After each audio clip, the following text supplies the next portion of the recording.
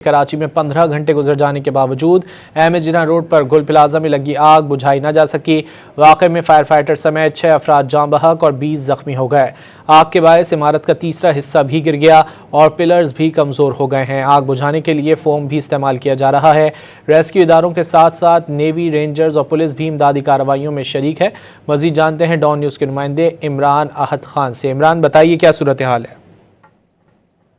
बिल्कुल गुल प्लाजा के पास मौजूद है। 15 घंटे हो चुके हैं यहाँ पर, अब तक ये आग को काबू नहीं पाए गए। थोड़ा सा हमारा कैमरामैन अलीजान दिखा सकते हैं कि पहला ये हिस्सा है जहाँ से ये आग जो है वो लगी और उसके बाद जो आग जो है आहिस्ता आहिस्ता जो है वो पीछे तक, यानी गुल प्लाजा के जो बैक साइड वाली मार्केट है वहाँ तक पहुँच गई। मगर अभी भी आप देख सकते हैं कि फायर टेंडर्स की गाड़ियाँ यहाँ पर मौजूद हैं, स्नार्कल यहाँ पर मौजूद है।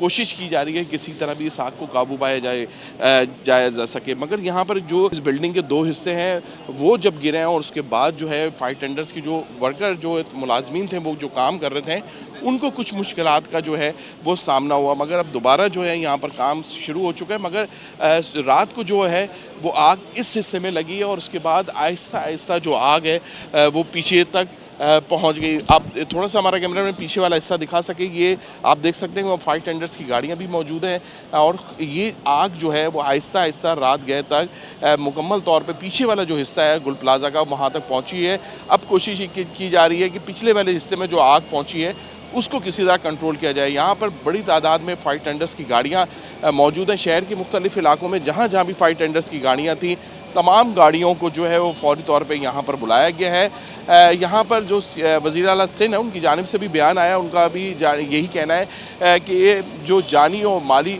नुकसान हुआ है उस पर उनको दुख है। मगर उनका ये कहना है कि एक इंक्वायरी करवाई जाएगी, इंक्वायरी में तमाम पहलू देखे जाएंगे कि ये आग कैसे लगी और इस आग पे क्यों नहीं आखिरकार कंट्रोल हो सका।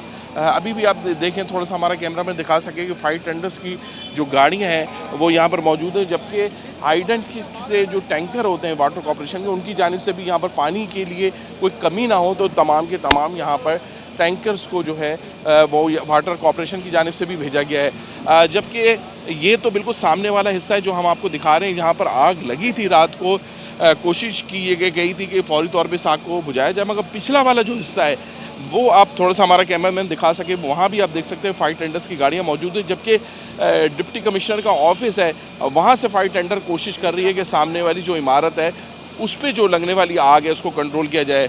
यहाँ पर हमारी दुकानदारों से भी बात हुई, उनका ये कहना है कि कई ताजिर ऐसे हैं गुल प्लाजा के जो अभी तक उनका मालूम नहीं है कि वो कहाँ है। मगर कुछ ऐसे भी यहाँ पर लोग हैं जिनके ज़ाहिर धुआं बहुत ज़्यादा है यहाँ पर, उससे दम घुटने की वजह से उनको भी हॉस्पिटल लेके गया गया है। मगर यहाँ की जो हालात है, सिचुएशन जो नज़र आ रही है वो यही नज़र आ रही है कि यहाँ पर जो ताजिर हैं वो सबसे ज़्यादा मुश्किलात का शिकार हैं। जबकि अपोजिशन लीडर हैं, सीनियर वज़ीर हैं शर्जील इनाम मेमन, उनकी जानिब से भी जो है वो बयानात तो सामने आए। मगर यहाँ पर ताजिरों का ये कहना है कि फौरी तौर पर ऐसे इक़दाम किए जाएँ कि जिससे आग को कंट्रोल पाया जा सके। ये आग जो है वो पहले हिस्से में जब रात को लगी, अगर किसी भी तरह इस आग को कंट्रोल कर लिया जाता तो ये आग मुकम्मल तौर पे जो है गुल प्लाजा की तरफ, यानी पिछले हिस्से में नहीं जाती और जिसके बायस जो है यहाँ पर जो लोग हैं, ताजिर हैं, उनका अरबों रुपए का नुकसान नहीं होता। जी इमरान, बहुत शुक्रिया इन तफसीलात के लिए।